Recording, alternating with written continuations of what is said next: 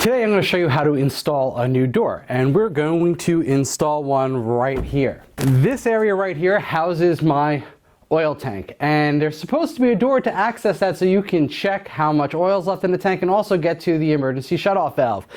The people before me, they just left this little window and put a little tiny wood door in front of it that you can kind of peek into, and then you still couldn't see because it's dark in there.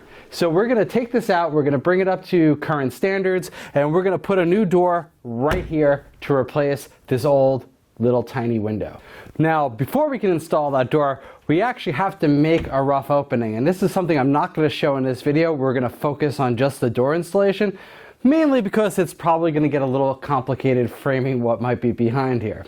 Now, if you are going to go ahead and frame this out yourself before putting the door in, one thing I always find really easy is to mark your measurements on the area you're about to cut. This means that they're easy to reference, and you can also double check them all before you make any cuts. The last thing you want to do is make this too big or too small and not be able to get your door in right. That is a mistake that's hard to fix. So now let's go ahead and let's cut this out. So we've cut out the drywall, and now we have this nice hole. This is probably where a lot of you are starting out. You already have a rough in for a door. In my case, we had to build this all out because we cut it into the wall. But in many cases, you're just removing an old door to put a new one in, or someone has already framed the area for you. So the first thing to do to put the door in is we want to make sure it fits the rough opening correctly. And to do this, we need to take some of the packaging off. So we'll go ahead and we'll remove the plastic retaining bands and all the corner protectors.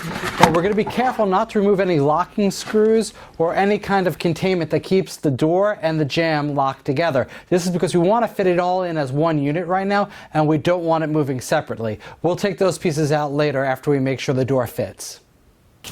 Fits like a glove. Now that the door is all roughed in, we can take it back out of place and unlock the door from the jamb, and then we can go proceed to level it and plumb it to the wall and actually tack it into place. Now to unlock the door, we need to remove two locks. The first one is this lock over here, which is holding the door jamb to where the doorknob would go, and this just pushes out and we can kick that out of place. The second lock is this screw over here, and we'll just take this out. Before I put the door in and start to level it and plumb it, I am going to remove the door by knocking out these hinge pins.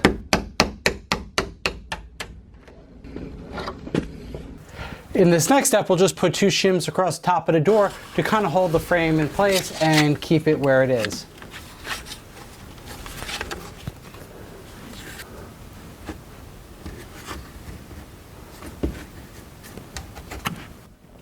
Now that this is quickly shimmed into place, it won't fall out or move around. So I can go down and I can shim the bottom of the jambs. And I'm going to do this for two things. One, to level the jambs out so that this right here is level across, but also to make sure that the wood doesn't come in direct contact with the concrete. So I'll just raise it off the ground a little bit, then we'll come back and we'll check for level here.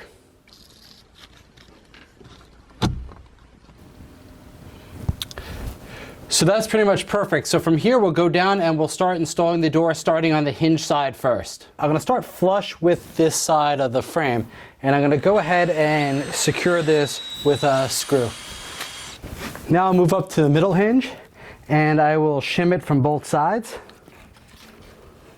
And the reason we shim it from both sides is so that this does not twist. If you want to go in one way, it will start to twist and not be straight.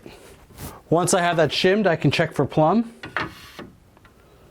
So we are plumb at the second hinge, and I'll go ahead and I'll secure that as well. Now we'll just go ahead and shim the final hinge.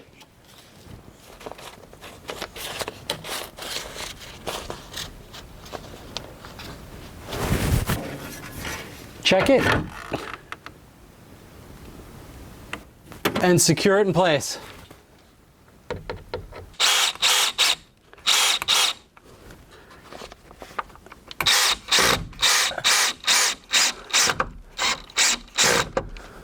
So now that everything's shimmed and plumb, I can go ahead and put the door back on, because what I can do now is once this side is plumb, I can maneuver the rest of this door frame in order to fit the door properly, even if I'm off a little bit. So let's go ahead and rehang the door now. We now have the door reinstalled on its hinges, and one of the things I want to check now is whether it's been plumb and flush with the wall out here. And the reason I want to check that is because if it's not flush, the door will swing on its own. I was checking this the whole way up as I was installing all the shims and securing the jamb on this side, but before we go any further, we definitely want to make sure it's correct.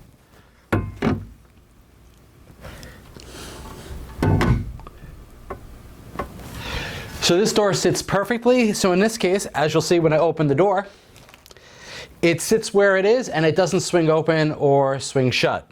So we'll go ahead and close this, and we'll continue on to securing the top and the side pieces. Now securing the top piece should be pretty easy. We've already shimmed this and leveled this. So all we'll have to do is check to make sure that it is still perfectly straight and level, which it is, just in case something moved while I was securing the side of the door. We also want to make sure that it's flush with the drywall on the sides, so that when we put the casings on later, it goes on easily. So with everything straight, we'll just go ahead and secure it.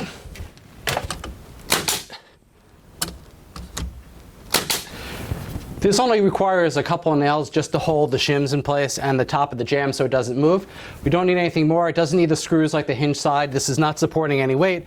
And the other side that holds the door lock assembly will also be secured to the wall, and then everything will be nice and tight in place once we secure this edge. Now with the hinge side done and the top secured, it's time to work our way down the side that's going to have the door latch. Now to secure this side and to shim it out, first we'll take a look at the door, and the door opens and closes pretty well. But we can see that the alignment all along this side, it kind of moves in and out, and that's because the door jamb isn't perfectly straight. So what we'll do is we'll shim this in various places in order to get it straight, and then we'll secure it in place so that it doesn't come out and move. To start the alignment process, I'm going to shim both the top and the bottom of the door. This will give us an idea of how far off it is. It looks like this door bows to the middle. The second place I like to shim is both the top and the bottom of the door latch. And this gives that area more rigidity so that we can open and close the door a lot of times without knocking this out of alignment. It will be very solid that way.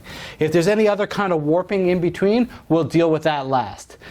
So with those adjustments, the door looks pretty good. There still is a little bit of a bow between the top shims and bottom shims and the ones by the door lock, but we'll fix those up with a little fine tuning in a second. But for now, let's tack these all into place with some finishing nails so that they stay locked and don't move, because that's a good start, and all we need to do is a couple adjustments from here.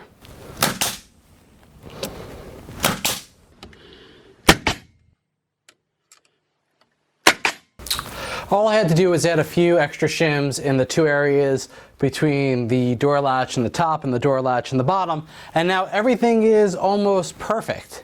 Now the key to remember when doing a door installation this way is it's not important if this side is exactly plumb all the way down. The key is you want the door to look like it's straight. We already made sure the door itself was plumb when we put the hinges on the other side. You do, however, want to check whether or not it's leaning forward or back. Again, if it has a lean either way, the door will move when you open and close it. In this case, we checked everything and it's perfect and it stays put. So all I have left to do is break off these shims so that they're flush with the door, and this door is ready for paint, a latch, and some trim work. So that will be for another video at some point, but if you like these videos and want to see more, now's a good time to subscribe to our channel or hit that like button if you really liked it. It's also great if you could hit that notification icon, and we will tell you when we release the video on how to do the trim for this door. And we're going to do some pretty interesting trim on this one. So until next time, happy door installing, and I hope you learned something.